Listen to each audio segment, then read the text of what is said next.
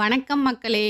இன்னைக்கு நம்ம பார்க்க போற விஷயம் ஒரு சாதாரணமான தேர்வு பிரச்சனைய ஆரம்பிச்சு தலைநகர் டெல்லியே குலுங்க வச்ச ஒரு பெரிய போராட்டத்தோட முழு கதை. ஒரு பக்கம் இரவு பகலா கஷ்டப்பட்டு படிச்ச மாணவர்கள், இன்னொரு பக்கம் உச்சநீதிமன்ற நீதிபதியே கரப்பான்பூச்சின்னு சொன்ன விஷயத்த வச்சு உருவான ஒரு விசித்திரமான கட்சி.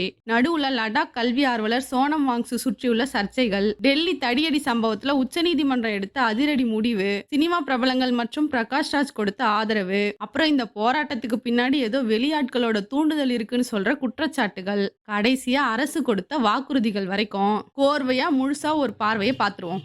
2026ல நடந்த நீட் மருத்துவ நுழைவுத் தேர்வுல வினாத்தாள் கசிஞ்சதா மிகப்பெரிய குற்றச்சாட்டு எழுந்துச்சு. சும்மா இல்லங்க, லட்சக்கணக்கான ரூபாய் கைமாறி கொஸ்டின் பேப்பர் கைக்கு போச்சுன்னு செய்திகள் வெளியாச்சு. இதோட சேர்ந்து சிபிஎஸ்இ ஆன்லைன் மதிப்பீட்டு முறையிலயும் சிஸ்டம் குளறுபடிகள் வந்து ஒரே மாணவனுக்கு வெவ்வேறு மதிப்பெண்கள் வந்துச்சு. பெற்றோர் வாங்கின கடனுக்காகவும் தன் எதிர்காலத்துக்காகவும் கோட்டா போன்ற இடங்கள்ல தங்கி தூக்கம் இல்லாம படிச்ச மாணவர்களுக்கு இது எவ்வளவு பெரிய அதிர்ச்சியா இருக்கும். இந்த ஏமாற்றத்தாலும் மன உளைச்சலாலும் சில மாணவர்கள் தற்கொலை பண்ணிக்கிட்ட சோகமான சம்பவங்களும் நடந்துச்சு. அமைதியா படிச்சுக்கிட்டு இருந்த மாணவர்கள் மனசுல ஆத்திர கனல் மூண்ட இடம் இதுதான். மாணவர்களோட கோவம் ஒரு பக்கம் இருக்க, அவங்களோட குரல அதிகாரப்பூர்வமா வெளியில கொண்டு வர ஒரு வடிவம் தேவைப்பட்டுச்சு. அப்பதான் 30 வயதான அபிஜித் திப்கேன்றவருடைய தலைமையில இளைஞர்கள் களத்துல இறங்குறாங்க. இவங்க காக்ரோச் ஜனதா கட்சி அப்படின்ற ஒரு அமைப்பை இன்ஸ்டாகிராம்ல தொடங்குறாங்க. இது ஏன் இப்படி ஒரு பெயரு? இதனுடைய உண்மையான பின்னணி என்ன? உச்சநீதிமன்றத்துல ஒரு வழக்கின் விசாரணையின் போது நீதிபதி சூரியகாந்த் சமூக வலைதளங்களின் திரும்ப திரும்ப புகார்களை கொண்டு வருபவர்களை குறிப்பிட்டு, இவங்க கரப்பாம்பூச்சிகளை போல மீண்டும் மீண்டும் வெளிப்பட்டுக்கிட்டே இருக்காங்க அப்படின்ற தோணியில ஒரு விமர்சனத்தை முன்வைக்கிறாரு. அதிகார வர்க்கம் தங்களை அலட்சியமா பார்ப்பதை உணர்ந்த அபிஜித் தீப்கேவும் இளைஞர்களும் அதை ஒரு கிண்டலான கேள்வியா மாத்துறாங்க. எங்களை கரப்பான் பூச்சின்னு சொல்றீங்களா? கரப்பான் பூச்சியை எந்த சூழல்லையுமே அழிக்க முடியாது. அதே போல எங்களையும் நீங்க என்ன பண்ணினாலும் மாணவர்களின் எதிர்காலத்துக்காகவும் வேலை வாய்ப்புக்காகவும் நாங்க கேள்வி கேட்டுக்கிட்டே இருப்போம். இப்படி இன்ஸ்டாகிராம்ல ஒரு மீம் அமைப்பா தொடங்கப்பட்ட சிஜேபி ஜூன் 6, 2026 அன்னைக்கு டெல்லி ஜந்தர் மந்தர்ல நேரடி தர்ணா போராட்டமா மாற தொடங்குறாங்க. போராட்டம் போய்கிட்டு இருந்த நேரத்துல ஜூன் 28ஆம் தேதி லடாக்கின் பிரபல கல்வி ஆர்வலரான சோனம் வாங்சு இந்த போராட்டத்துக்கு ஆதரவு தெரிவிச்சு ஜந்தர் மந்தருக்கு வந்தாரு. மாணவர்களின் எதிர்காலத்தை காப்பாத்த வேணும்னு சொல்லி சாகும் வரை உண்ணாவிரத போராட்டத்தையும் அறிவிக்கிறாரு. ஆனா இங்கதான் கதையில ஒரு பெரிய திருப்பம் வருது. சோனம் வாங்சு போராட்டத்துல குதிச்ச கொஞ்ச நாள்லயே அவரை பற்றி சில சர்ச்சையான செய்திகளும் வெளிவர ஆரம்பிச்சது. லடாக்ல அவர் நடத்துற பள்ளி மற்றும் தொண்டு நிறுவனங்கள் சார்ந்த சில நிதி முறைகேடுகள் மற்றும் நிர்வாக பிரச்சனைகள் நிலுவையில் இருக்கிறதாகவும், இந்த போராட்டத்தை பயன்படுத்தி தான் விசாரணைகள் இருந்தும் திசை திருப்ப முயல்கிறாரோ அப்படின்ற சந்தேகத்தையும் சில விமர்சகர்கள் அரசு தரப்புல முன்வைக்கிறாங்க. அதே நேரத்துல ஜூலை 18 நள்ளிரவுல அவருடைய உடல்நிலை சரியில்லைன்னு சொல்லி டெல்லி காவல்துறை அவரை பலவந்தமா மருத்துவமனைக்கு மாத்துறாங்க. அவரோட உயிரை காப்பாத்துறதுக்காக தான் மருத்துவமனைக்கு மாத்தணும்னு போலீஸ் தரப்பு சொன்னாலும் போராட்டத்தை முடிக்கவே இப்படி பண்றாங்கன்னு மாணவர்கள் தரப்பு குற்றம் சாட்டினாங்க.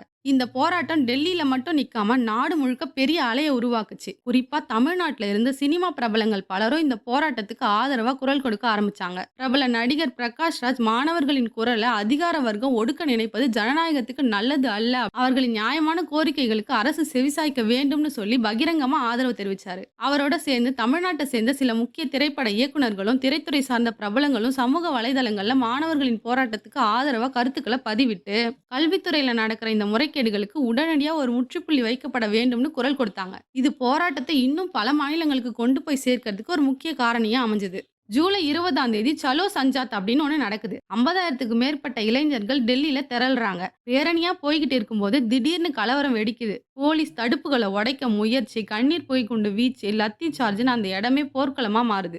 60க்கும் மேற்பட்ட மாணவர்களும் 100க்கும் மேற்பட்ட போலீஸ்காரங்களும் காயமடைறாங்க. இங்கதான் நீதிமன்றத்துல ஒரு முக்கியமான சம்பவம் நடக்குது. மாணவர்கள் மீது டெல்லி காவல்துறை நடத்தின இந்த தடியடியை எதிர்த்து வழக்கறிஞர் நரேந்திர மிஸ்ரா அப்படின்றவர் உச்சநீதிமன்றத்துல அவசர வழக்க முறையிடுறாரு. என்கிட்ட காவல்துறை தாக்குதல் நடத்தின வீடியோ ஆதாரங்கள் இருக்கு, அதை உடனே விசாரிக்கணும்னு கேக்குறாரு. ஆனா தலைமை நீதிபதி சூரியகாந்த் தலைமையிலான அமர்வு அந்த அவசர மனுவை விசாரிக்க மறுத்துட்டாங்க. எங்க நேரத்தை வீணடிக்காதீங்க, உங்க நேரத்தையும் வீணடிக்க வேண்டாம், எங்களுக்கு எந்த வீடியோவையும் பார்க்க விருப்பம் இல்ல, அதை பார்க்குற நேரமும் இல்ல அப்படின்னு சொல்லி மனுவை நிராகரிச்சிட்டாங்க.